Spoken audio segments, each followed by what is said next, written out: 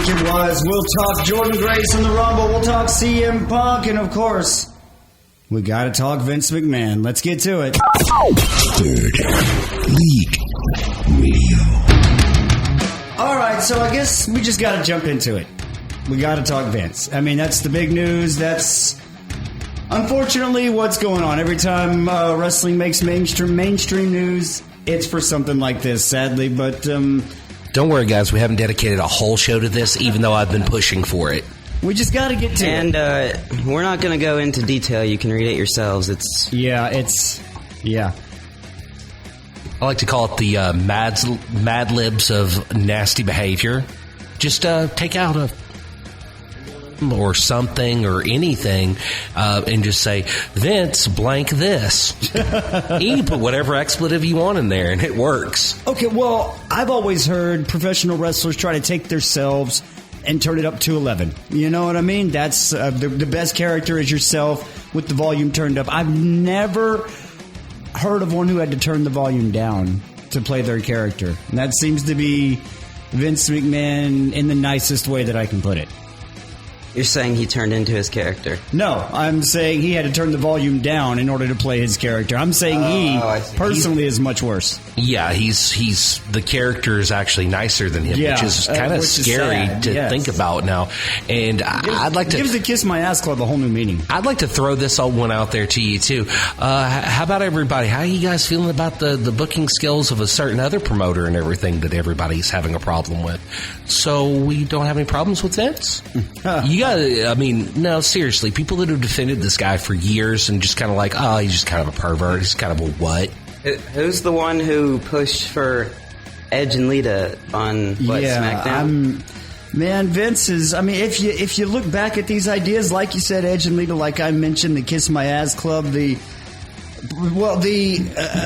glad it didn't happen angle with Stephanie. Where he was the father of Stephanie's kid. That was actually proposed. By him. Yes. By him. Not just anybody else, but him. And then when she said no, he was like, what about Shane? Yeah, what is that? He's like, let's take this out of the toilet and put it right into the garbage. Yeah. Let's do that. Let's do that. So, I mean, but when you take all these old things and you look at them in this light, man, it's hard to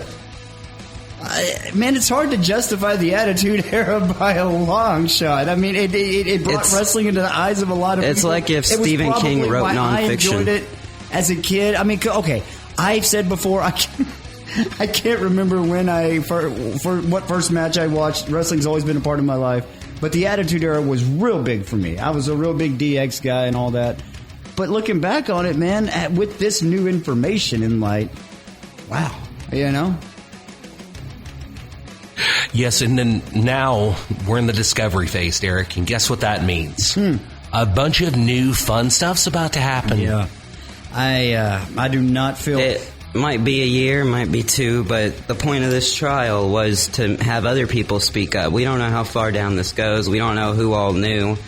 We have some leads, and, they can't name everybody who they think knew because the lawsuit is just for Vincent and John Laurinaitis. Yeah. Well, see, that's what I was going to mention now that you bring up John Laurinaitis, Johnny Ace. Linda McMahon I think she knew. I don't think this has been a real marriage for a long time, and he lives in a condo. Yeah, let's get real. He lives in a condo. I hate to put myself in that position of playing marriage counselor, but she knew what Vince was. She's just there for the money and everything. She's just there for the lifestyle and just there. I mean, I could be completely wrong. Not to mention being married, he's bettered on your taxes. Yeah. I mean, I'm saying I could be completely wrong, but that's just my side of it. Maybe she's just as bad. The person that I'm worried about in this, I'm not so much worried about what Linda's going to go through, but Johnny Ace's wife. I don't even know her name. John Laurinaitis' wife. What is... Garcia? I think her last name was Garcia. It was... The Bella Twins' yeah, wife. It's Brie Bella's mom. Okay, but what is she going to go through? I mean, she's going to have all this stuff about her husband come out. She's going to learn all this stuff. Lots of testing for venereal diseases. That's one thing. That's one. She's going to learn all this stuff possibly for the first time. On top of all that, she's got a relentless internet community, if you want to call it that, coming after her. I've only seen one person actually talk about John Laurinaitis' wife and connecting it to Bryan Danielson, and it was all a joke. Like, that was one person. He was actually being sarcastic on purpose. I don't know if anyone's really going to target her per se. Well, I mean, not target, but I'm just saying, okay, another person. Rena Lesnar, Sable.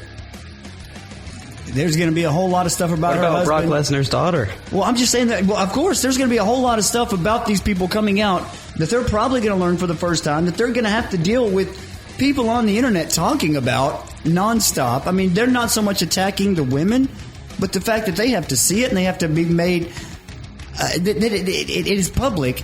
And is as disparaging as it is. Look at all the memes that have been made about the young lady in question. Yeah. I mean, the whole point of this, the whole reason why she signed the NDA, why she even took the money, is Vince pretty much told her exactly what's about to happen.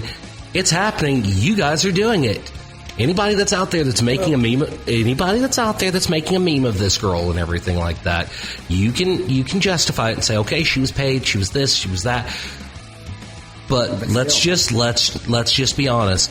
If you want to engage in whatever activities behind closed doors that you want to legally, now this didn't get legal, so we're going to do that. Yeah. But the actual part of the love making, let's just call it love making because it sounds even creepier when you think about Vince.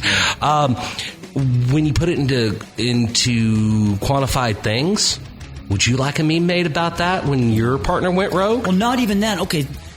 Lance Storm said it best. This wasn't just a deal between two consenting adults. This was sexual predator type of stuff. He found a woman down on her luck, groomed her, put her in a position to basically be his, okay, go here, his sex slave, if you will. And that's totally not what she agreed to. Even if she did agree to doing any coital activities, then it would. It wasn't. She didn't agree to what he did in the. Yeah. So also she was allegedly promised eventually a vice president role in the company. So she was under the impression she was getting the $3 million from Vince and then a stable financial role after that. After she had went through the whatever he wanted her to do, but none of that happened.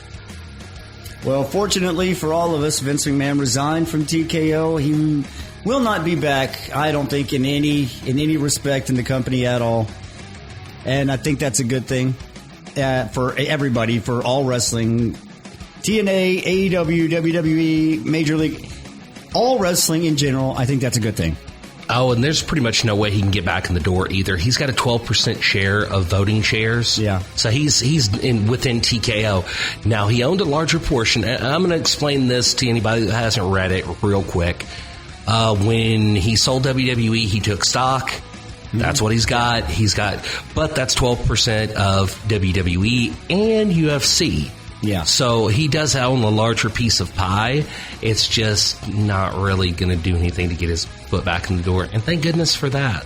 He sold, I believe he sold from somewhere around he was at 20 or 30%, maybe even as high as 40%. Now he's back down to 18. And honestly, what I'm thinking is after a couple months, TKO Group Holdings is just going to buy out his shares. They're just going to kind of save back a little capital and just get him. They're going to Chris Benoit him, to say they're just going to make him not part of it at all. Yeah, I can. They've already taken him out of the website. You can't search him at all. Yeah. They have every other member. It's exactly what Chris Benoit. It's just they don't want to talk about him at all. Yeah. I would have to agree with that. As much as he did for wrestling, to bring it to the light of everyday people, he did as much to hurt wrestling in that sense as, hand in hand. Royal Rumble. But I guess we got to talk about good things that happened in wrestling this week. I think we should start with the biggest event and work backwards, because the only thing about WWE is the Royal Rumble, and then AEW had some good matches throughout the week. Yeah, if we're going to talk Royal Rumble, we got to talk Women's Royal Rumble, because that was the best one for me. That was Well, we should also talk before that. They had no build for this whatsoever other than the main women, Becky Lynch and Bianca Belair, until the go-home show on SmackDown. Yeah. Okay. And that's when they got the gold tumbler. So everything they should have been doing for 3 weeks, they did in one night. But, whatever. Women's Royal Rumble started the show, and honestly, it was the best match of the show. Carried the show. Like I've been saying on Twitter, that Rumble was something special because it had everyone hooked throughout it. It didn't have a boring middle. It didn't have it didn't have, hey, I'm gonna go get a beer and merch stand. I'll be back at the end of the match. Everyone was there. Everyone was trying to see the surprises, and everyone knew Bayley was a Final Four. No one thought Bayley was going to win, especially in the way she did with Becky getting eliminated way earlier. No, I thought WWE was going to pull a crazy one out of the hat and let Jade Cargill win the Rumble on her first time. I was like, look at this. Look what they're going to do. Cobain's like, no, it's not what's going to happen. But, I mean, I think the big surprise was not just that WWE had an entrant from TNA in Jordynne Grace. They said the name TNA. They said Knockouts Champion. They didn't. I will say this it irks me a little bit. When Mickie James joined the Rumble, they said Impact Women's Champion, and it was Impact Women's World Championship. They say TNA Knockouts. They didn't say TNA Knockouts Women's World Champion. They said Women's Champion. So it's defended internationally. It's a world title. Yeah.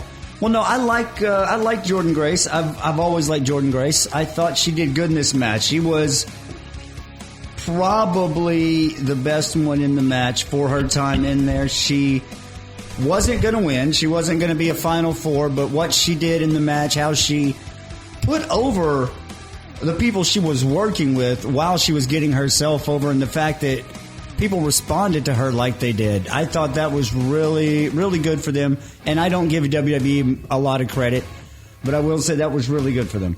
Well, when she came in like a house on fire. She comes in, she's already trying to hit her spots. If you'll look, you see her prepping for the spots, waiting to set up and everything with it being such a big match.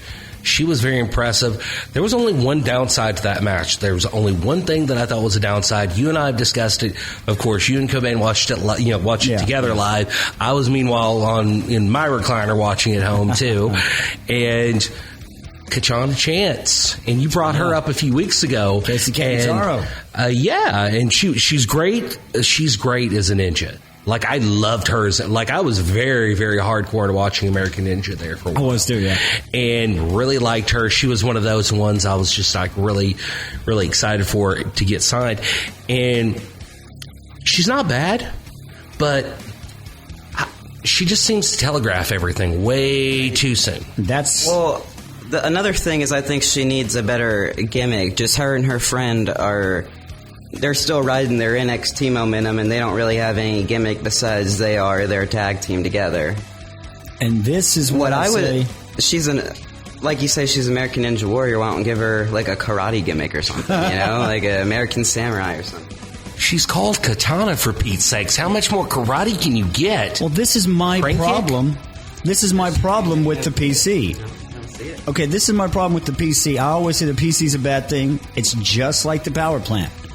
I don't see a lot of good in it except as a workout facility, as a main. It's where you can go when you've already gotten your talent. But when they're bringing people in like this, Casey Catanzaro can work. She can do it. She can be a professional wrestler. But like you said, she's telegraphing everything. She's way too green. And Cobain, like you alluded to it, her and her partner, they're just friends. They're just her and her partner. They've got matching outfits. What's the connection? As Bully Ray would say, where's the story? Tell me a story. And you don't get that when you're just in the PC. You don't get that kind of knowledge. AEW women, they can tell a story. They got matching tattoos. What do you got? Matching gear? Well, tell us the story behind the gear. Did it come at a hardship? Did they have to sleep on the gym floor? Did you guys have to go together to get the discount on 2 sets? Is that what happened? Was it buy one, get one free sale? BOGO? But no, okay. This is kind of something I missed a little bit earlier, talking about Jordynne Grace. I saw it on my paper written down here. Kind of switching back a little bit. I saw people online already.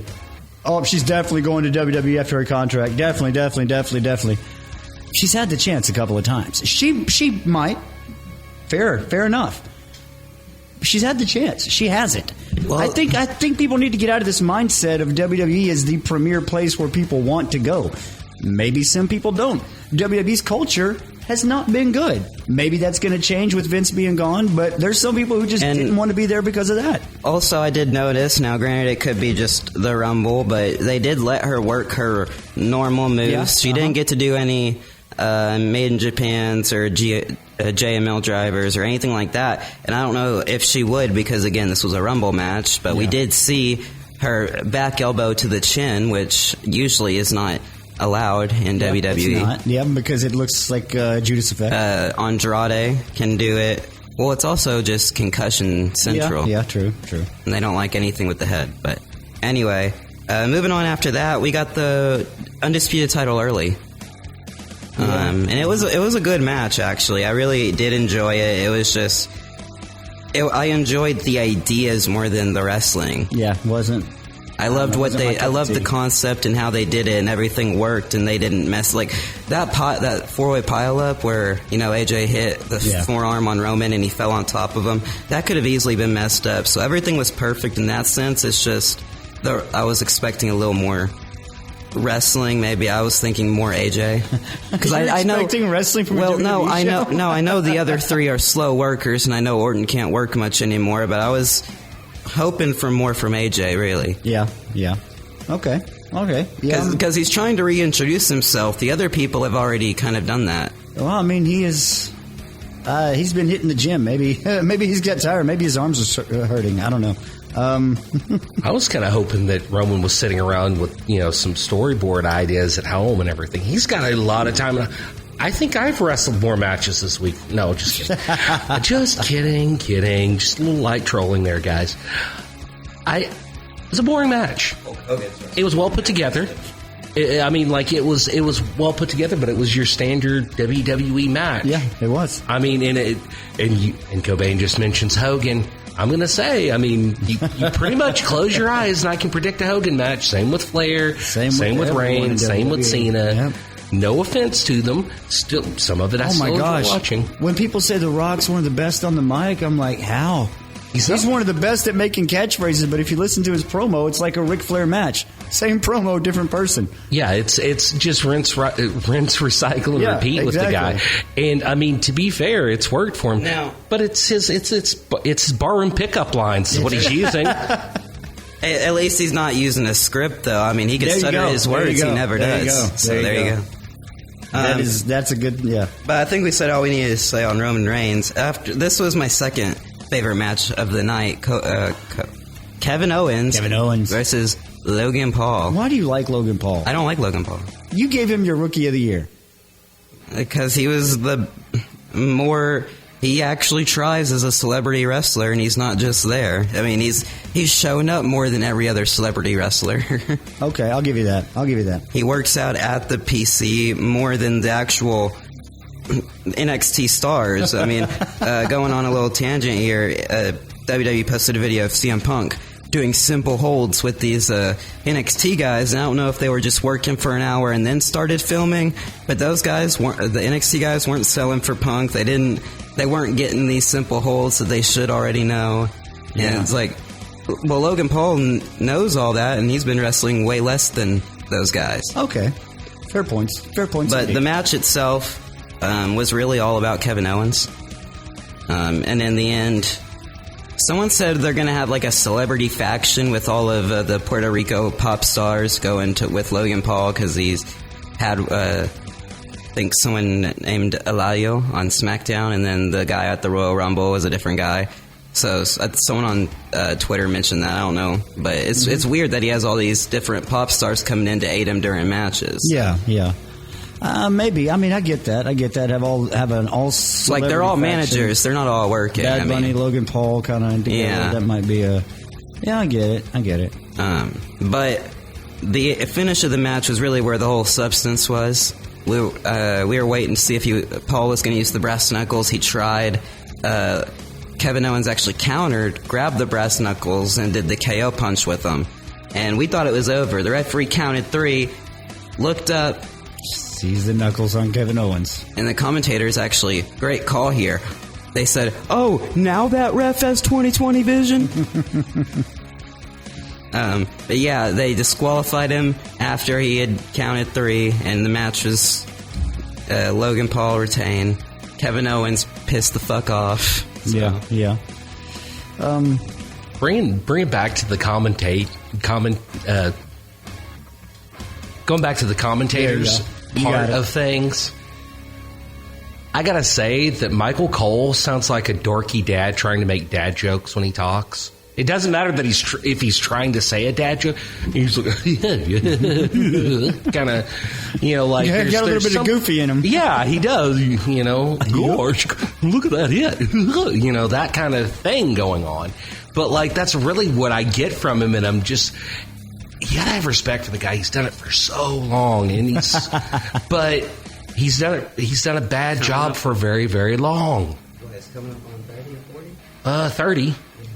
Real close to 30 years now, and he's still, when he gets out there, and you're just like, I can't. I can't. I will admit, Cole is doing great after Vince stopped having, operations in Gorilla, so, talking in his ear like, no, you can't say that, brother. Wait, and on the commentators thing, remember back into the Women's Rumble, there was a spot with, it was Naomi and someone else, I think, or Bianca Belair and someone else, and they were like, this isn't, Corey Graves was like, this isn't Spider-Man. Yeah, and it was Jade Cargill and Bianca Belair, and it's like, and I was they don't look anything alike, Corey. What are you doing? And, maybe he was thinking of the Zendaya, and then that's even more not, I don't know. Yeah, I was like, I'm glad he just moved on past that one. He didn't even address it. They just kept on going. Men's Rumble kind of sucked, to be honest. It was just predictable. You knew who was going to be in the last 2. I thought they were going to let Punk win again. Cobain was like, no, they're not. We found out Punk was injured during the match, and Cody had a tooth knocked out, both courtesy of the same individual, Mr. Drew McIntyre. Well, Drew McIntyre was going hard in that ring. I don't know if he was just pissed off that day or what the fuck, but he was really brutal. Like, I don't want to say brutal because I've seen brutal in pro wrestling, but you know what I mean, to his standards. Maybe he was popping he people. Didn't resign, and he's like, you know what? Hey, I'm giving everybody every receipt they've ever earned tonight.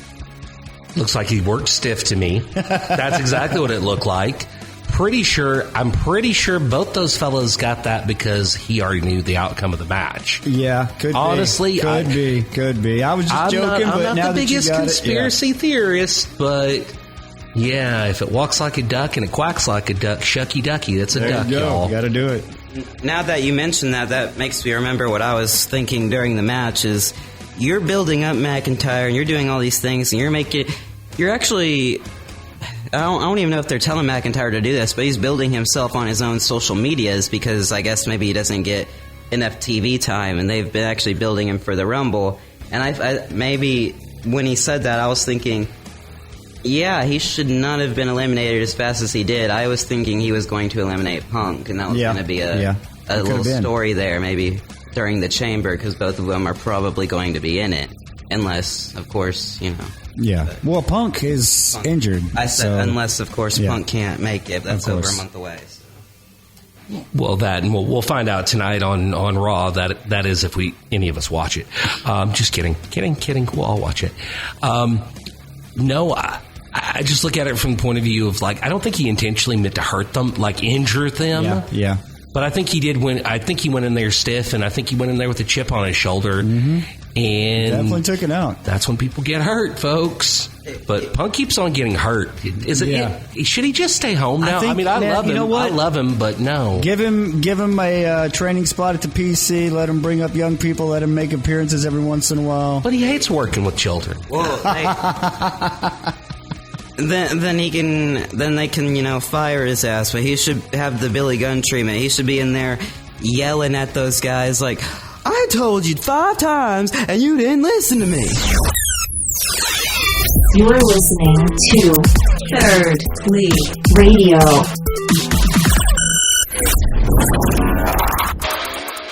I was talking about the Women's Rumble was the best match, so I'm going to... Because I said something in that match that made me think of something else. I was watching Nia Jax, and I don't like her. I don't. I mean, you can say what you want about me, but I don't. And I said that, when I first saw Willow, I didn't like Willow. And now Willow has worked, and she's put in the work to make her character and her ring work better. And I kind of like Willow. And I still don't like Nia Jax. And Willow's had a shorter time frame for me. But this leads me to another person who I didn't like at first, who I've been watching on Ring of Honor for the last few weeks, the last couple months or so. Nyla Rose. Wow. Where did Ring of Honor Nyla Rose come from?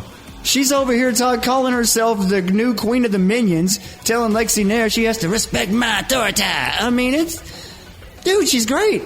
She has got a great character. She's got pulling it together with her ring work. She's not as, I don't want to say stiff, but maybe not as reckless as she once was.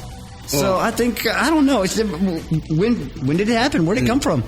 Well, I think really is, if you look at it, Nyla Rose is one of the most popular women they've had, at least when she did win the title. She always got big pops, and every time I've been to a show, even when she wasn't announced, that one time, she got a big pop, and it was, I believe, it's Final Battle.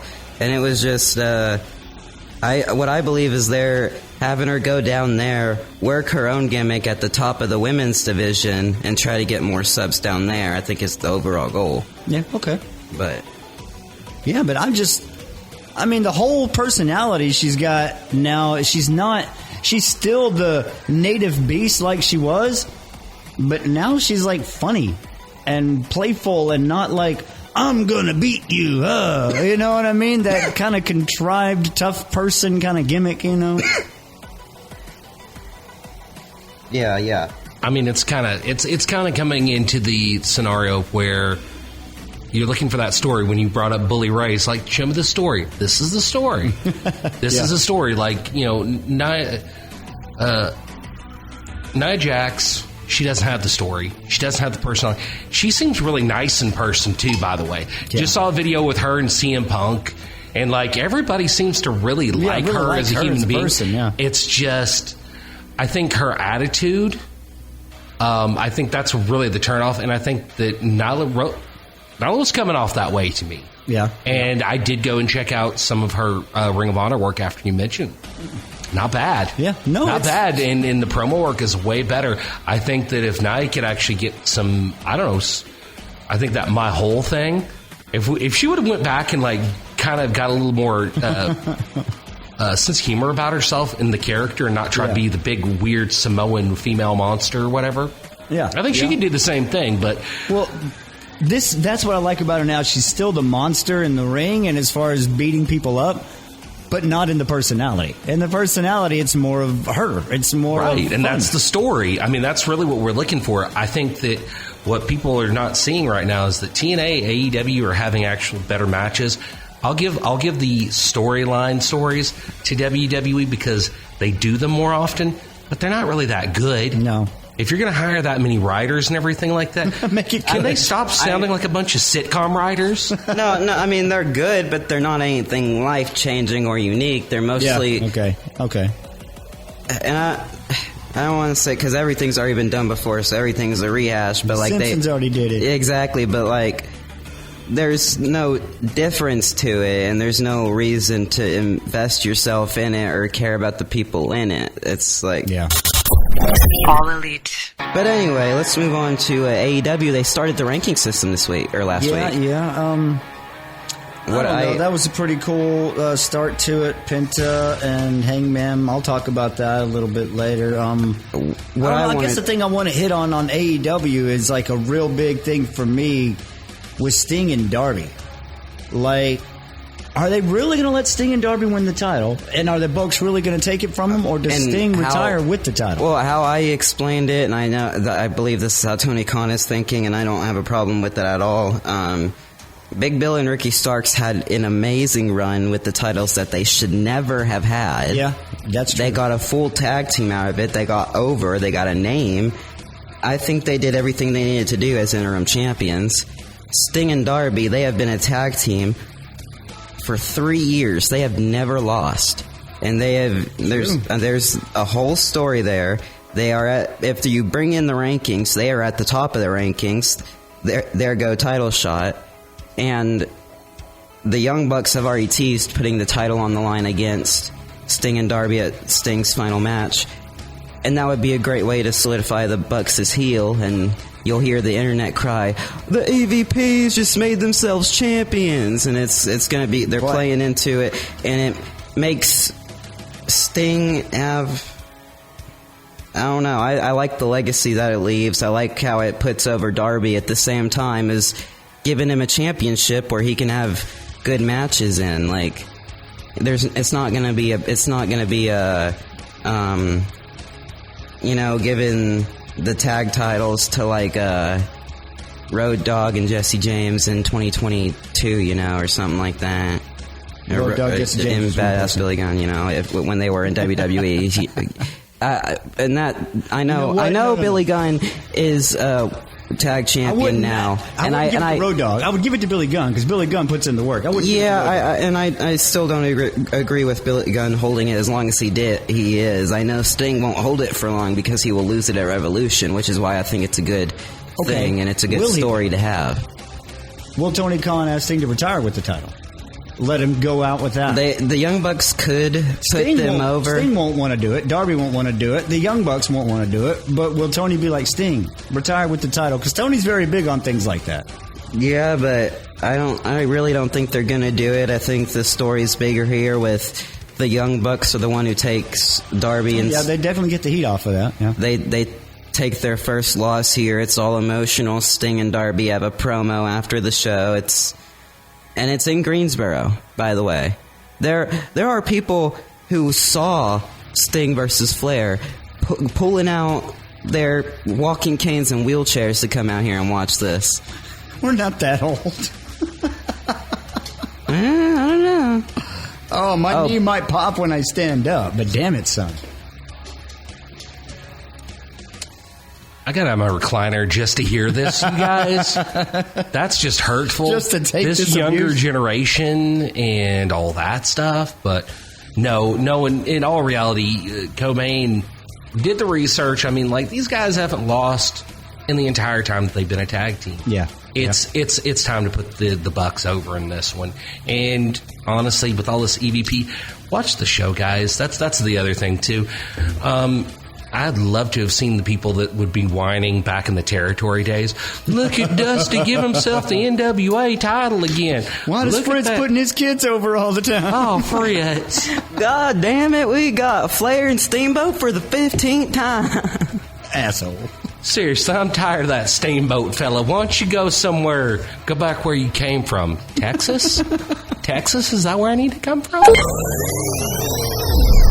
Free agents. Well, speaking of coming from places, we got to talk the big free agent Okada. Oh, so I say Okada's going to AEW. People on the internet, anytime there's a free agent, like I said, he's going to WWE because automatically people think that's where anybody wants to be. He also has said very good things about TNA recently. He had the match there where he was with the Motor City Machine Guns in that 6-man. Then he kissed the ring. Well, kissed the TNA logo as he was leaving. There's a big story. We could do a whole hour on the TNA and New Japan relationship and how it fell through and how it came back. And Okada has big respect We could do an entire show on Rocky Romero and how he is responsible for everything. The CMLL relationship with All Elite, the New Japan with All Elite, New Japan with TNA. Rocky, if it wasn't for Rocky Romero, I don't know how much of this would be going on. Right. And that basically, it would be in that story, but the thing, what was I saying? No, seriously, help me. No, we were talking about New Japan, TNA relationship, how it fell through, how it came back. So Okada's been there through all of that. He's seen them develop. He's seen what Ospreay's done over there. He's seen how they rebranded themselves and how they're investing money into themselves to make themselves a more national scale. Yeah, that's true. And if you don't remember, and a lot of people don't know this, you know how Yota Tsuji had that excursion and Yuya Uemura had the excursion over to TNA? Sonata and Okada had one over there. Okada's first excursion was to TNA, in like 06, 08. It was called Okato with a T. There's a famous picture. It's Okada, the Young Bucks, a couple other people. TNA had tapings in Universal Studios again. None of them were on the show, so they're all just going into the amusement park. That was the problem with TNA back then. Now I think that's a little bit corrected. I think Okada would be on every show, and if he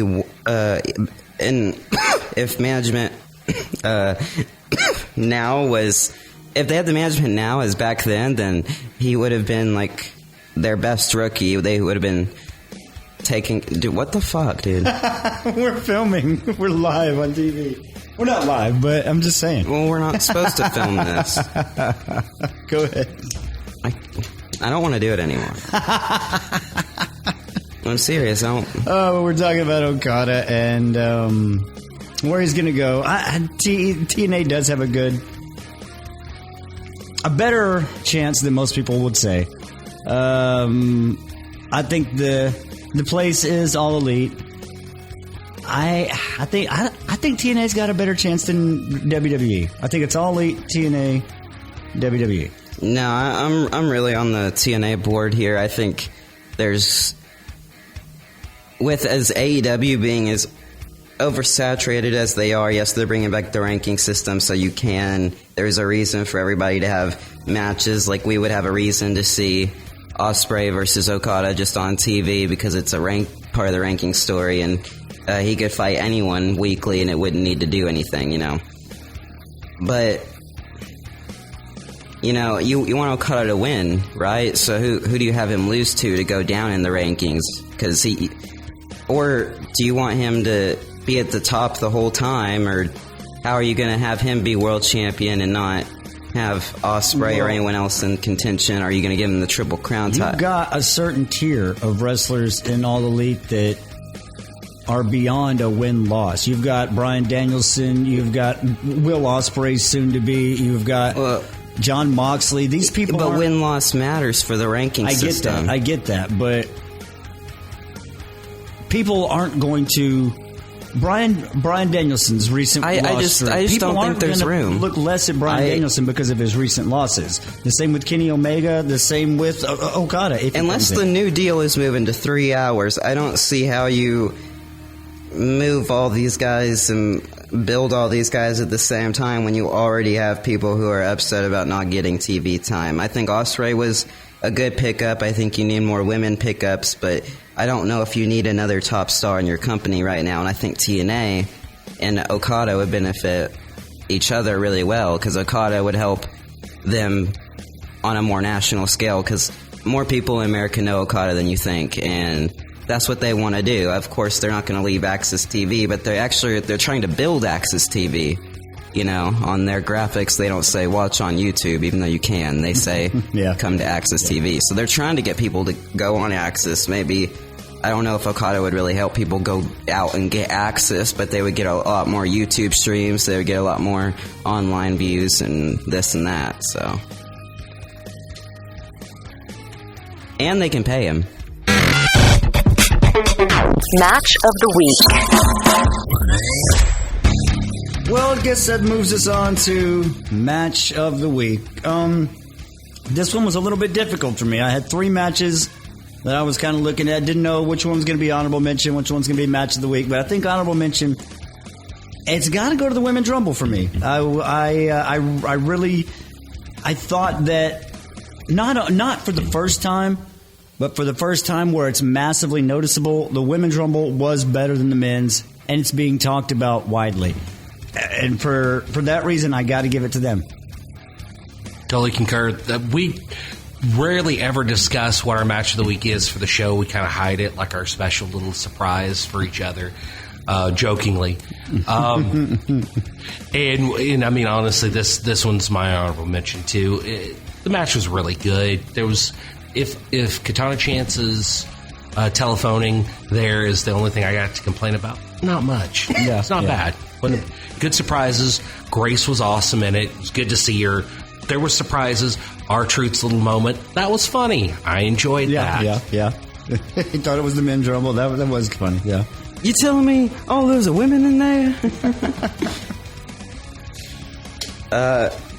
Man, I'm struggling to find an honorable mention and a match of the year just because I can't pick between all. There was like 6 matches I'm thinking about in my head. I think my honorable mention has to be the Women's Rumble. But like I said, it's so close. There's like 3 matches that are just I can't choose. So yeah. So all of us Women's Rumble honorable mention. Me, this was the choice for me. I expected Danielson Nagata to be decent. I didn't expect it to be good, and it was really good. It was very good, to be honest with you. I watched it twice today. Like Anthony said, he watched it twice today. But my match of the week has got to go with the match that I think personally restarts the ranking system.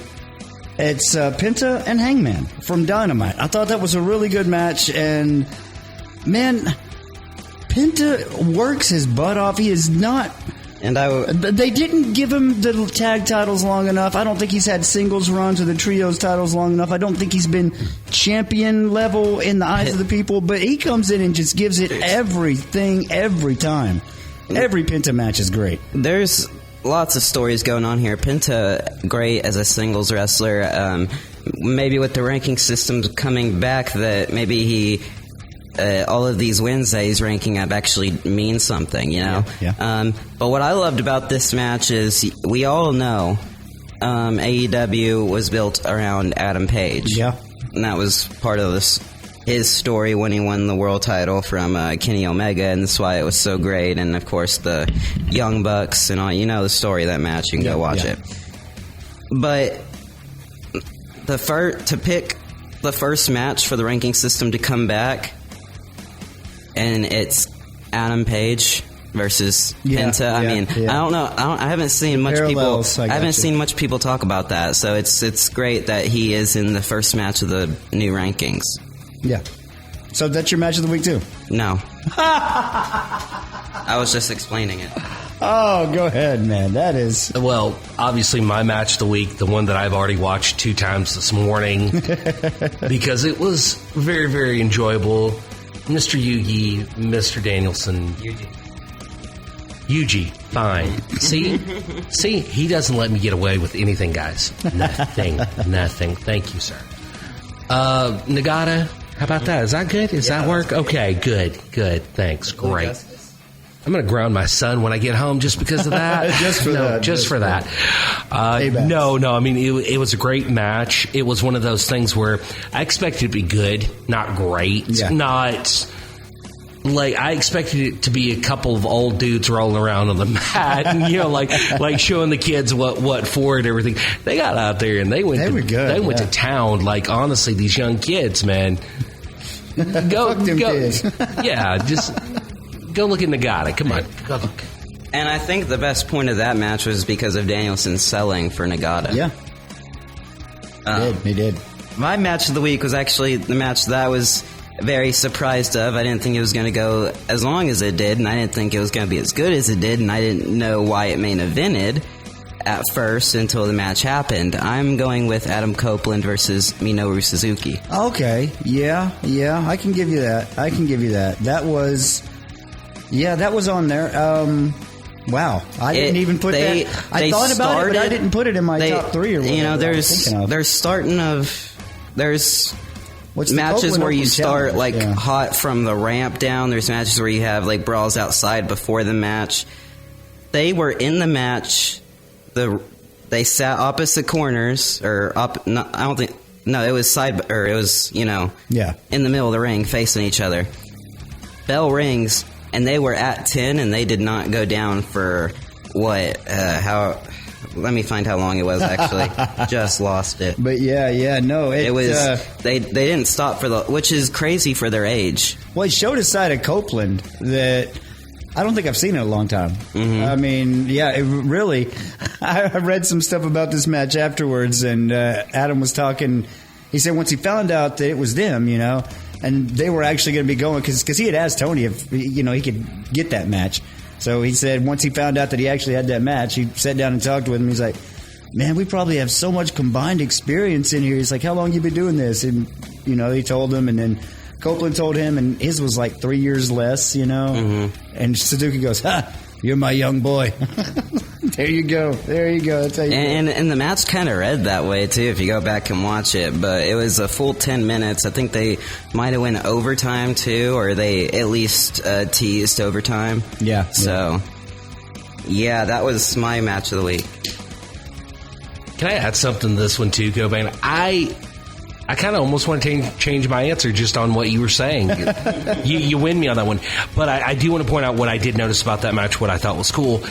Now, you realize that other than WWE, Copeland hasn't done anything. I mean, like, other than coming over, taking down, he really hasn't done anything in over 20 years for a different, really different type of matches, different type of people to wrestle. He didn't get a lot of Japanese wrestlers over in WWE, and if you did, they were in NXT. Akira Tozawa. Yeah, there's a reason Kenta was there. I mean, it's just they didn't use him, and he wasn't going to face Edge. Yeah. Edge wrestled Yoshitatsu. That's Yoshitatsu. But no, Edge, I don't know, I mean, whether it's Yoshitatsu or whether it's Griff Garrison or Minoru Suzuki, that's one of the things Edge has said is he wants to. I'm pretty sure he wrestled Jimmy Wang Yang too, but I don't know if I would call that But no, he wants to face people like Suzuki as well as mix with people like Griff Garrison, as I mentioned. Okada. Yeah, because Garrison, he said, is one of the young people who he might be able to have an effect on, who has a chance to maybe do something else growing up, That also just made me realize when you're talking about Adam Copeland wants to help the young people. Well, Suzuki was calling him his young guy, so it's all flipped now. He can't. He's not helping the young guy. He is the young guy in this match. He gets to learn from the master, the guy who Ken Shamrock once called most dangerous man, who said he was scared of him. You're listening to Third League Radio.